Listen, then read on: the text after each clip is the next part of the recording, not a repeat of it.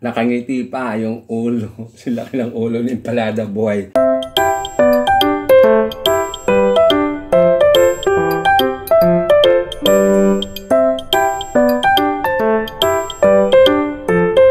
Hello mga friendship! Andito si Palada Boy.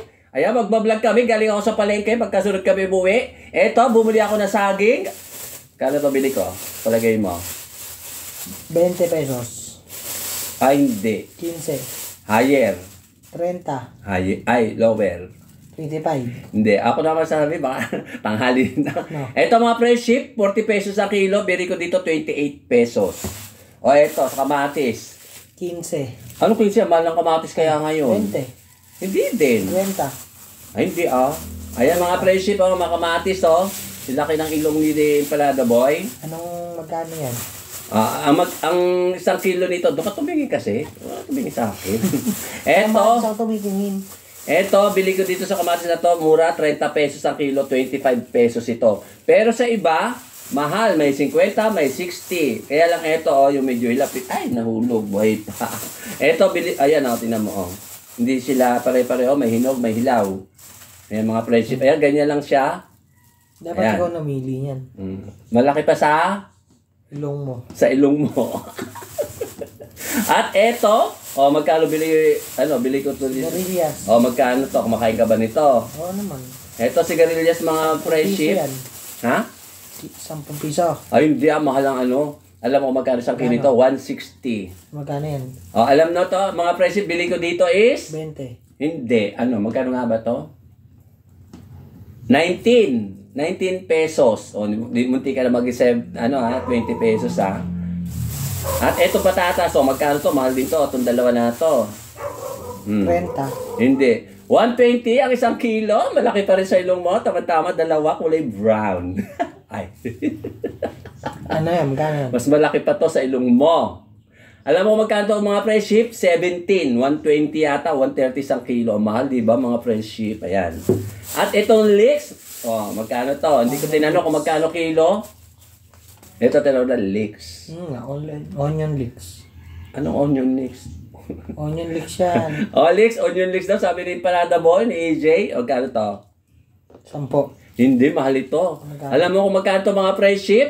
17 pesos. Lagi may butal. Ang mahal. At eto yung lulutuin ko, yung ulo ng ng salmon, yung binili ko pa nung nakarang linggo. Ayan, eto. 180.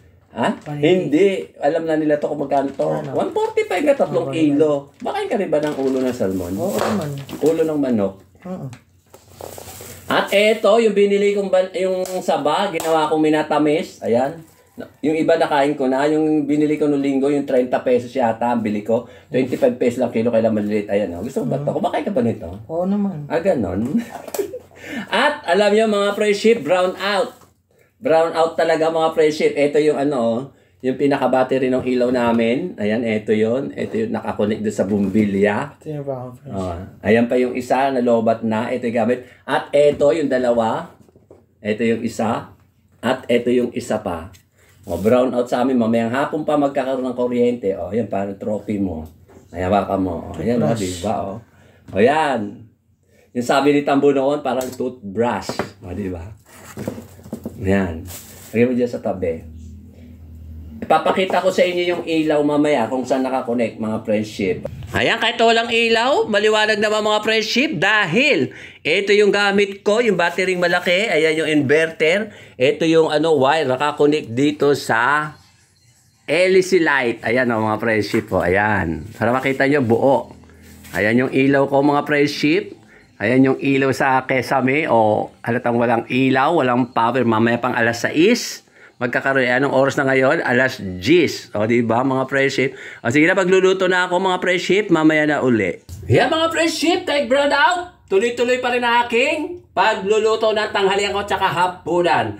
Ayan si Palada Boy nandun sa terrace. Mainit daw mga friendship. Ito, dahil na natin ang halubaybay. Hugas bigas, ang walang katapusang hugas bigas. Lagyan na natin ang red onion. Ayan.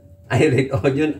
Ano pala yan? Nagbago na pala, parpulo nyo, konti lang nilagay ko dahil mahal ang sibuyas ngayon. Pinakamaba mga presyo, kung alam nyo kung magkano, 195 kilo ng sibuyas yung maliliit pa, yung ganyan kaliliit. Puti pa mga presyo. At lagyan natin ng konting halubay-bay, katulad ng dati pa rin, pampalasa lang. At eto, paminta, parang akis. Pamintang buo, hindi pa siya pamintang durog. Salitang joke lang yung mga friendship. Pag sinabing ganun yung paminta, ayaw pang bumigay yung joke lang. Ayan, eto yung ano. Ayan pa rin. Tawag dito, ano tawag dyan? Yung pamintang buo. At lalagyan na natin na ng bechin. At saka, takpan. Ayan mga friendship. Kumukulo-kulo na siya mga friendship. At ilalagay na natin ang potato na hindi siya sweet. O, na isang araw, niluto ko, potato sweet. Ngayon naman, potato na walang sweet. Takpan. Mga friendship, ang ganda lang kulo. At ilalagay na natin ang saba. At saka itong hindi natin sa gitna, sigarilyas at mani, nawala namang mani. Nawawala ang mani. Saka napunta ang mani, mga friendship. Ayan. At syempre, itong leeks. Ayan. Padagdag doon sa may sibuyas. At ilalagay ko nga itong natirang kalahating cubes. Ito, cubes. O, diba mga friendship? Takpan. Mga friendship, kumukulo na naman siya. Ganda ng kulo. Haluin natin sandali. Para maluto yun nasa ibabaw naman. O, diba? Ngayon ko lang ginawa ito na ganito, dilaga, na mayroong sigarilyas. Ngayon ko lang nagawa to mga friendship. Ganda ng kulay, pero mas maganda pa rin tayo. Gusto kasi yung sigarilyas buo-buo, hindi natin para pag kinain, malaki siya. Alam niyo naman ako, mahilig sa malaki. Malaking gulay, ano ba? Ayan o. Kaya ganyan ang sabaw niya kasi meron ngang halubay-bay. Takpan! Ayan mga friendship, ang ganda pa rin ang kulot. Ilalagay na natin ang repolyo. Ayan, yung tipak-tipak. At ito ang pinaka-main event, pinaka-bida. Ulo ng salmon. Ayan, ngayon ko lang ginawa ito, nilagang salmon. Sinabay ko na sa repolyo dahil yung repolyo pwedeng half cook. Dalawang ulo, pinagbiyak. Tigisa kami ni Empanada Boy. Ayan. Ayan o, ganda ng kulo. Kitang-kita. Kitang-kitang kumukulo dito sa kaserola kahit nakatakip siya. O ayan o, tignan nyo mga friendship. Malapit na siyang maluto. Shout out nga pala kay Ma'am Juby, kay Sir Glenn, at siyempre sa pamilya nila, tsaka si Sir Ruben, tsaka si Ma'am Ethel, siyempre sa pamilya din nila. O diba, sarap ng ulam namin, Empanada Boy, mga friendship. At siyempre, yung mga vlogger sa ibang bansa, na mga Pinoy na nanonood sa akin. At siyempre, yung mga vlogger din dito sa Pinas, na lagi ring nanonood, alam nyo na kung sino-sino kayo. At alam ko kung sino-sino talaga kayo. O, di ba ang ganda nito? O, ito. Nakangiti pa siya. O, di ba singkit? Singkit ang mata ng mga friendship mata. At siyempre, kay Jess de la Cruz, ang matyagang nanonood sa amin. Ito yung repolyo, o. Na kahit busy siya, at least kahit paano, pasingit-singit siyang nanonood sa akin, sa amin. Malapit na siyang maluto, bubuhusan ko muna siya nang maluto na siya talaga. Itong ulo, o. Ito, laki ng mata, nakangiti. Isa na kasi mangot. Ewan ko ba't mga ilanan to. Takpan muna mga friendship. Mga friendship, okay na siya, luto na siya, at kakain na kami ng Empanada Boy. At sasandukin ko na mga friendship. Yan, dito ko ilagay sa plato ni Empanada Boy para malaki-laki. Mukha bang malungkot yata yung ulo. Mukhang nalugi. Oh, ayan ayan dito, ayan. Ayan yung yung tipak-tipak na repolyo. O, di ba? Ganda. At ito yung mga saba, tsaka patatas. Dito natin ilagay sa gilid para maganda. Maganda ang tignan. At asa pa ba ibang patatas, mga friendship? Ito, ay, teka, hanapin ko yung patatas. Yung makita ito. Ito, nadurog-durog na. Overcook. Ngayon, patatas. At saka itong sigarilyas. Yan, lagay natin sa gilid. I-display muna natin dyan. Hindi natin lalagyan ng sabaw. Aray ko, mainit. Ay, mainit. Ayan, mamaya na nga yung iba. Mainit siya. Ayan, aray ko. Palagay natin yung leeks. Ito. Muna overcook din yung leeks, mga fresh chip. Tsura pa lang, parang sarap na. Ngayon ko lang ginawa talaga itong mga fresh chip. Yung nilagang head. Head of the family. Ayan, okay na ito mga fresh chip. Kakain na kami ni Empanada Boy maya-maya.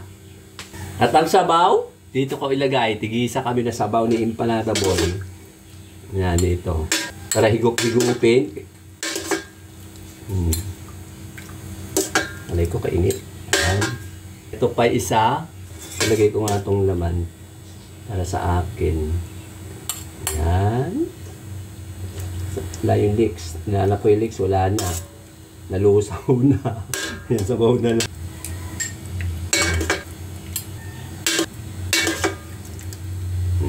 Ayan na, yung sabaw para sa akin to mga fresh chip. Mga fresh chip, ito lang aking finished food.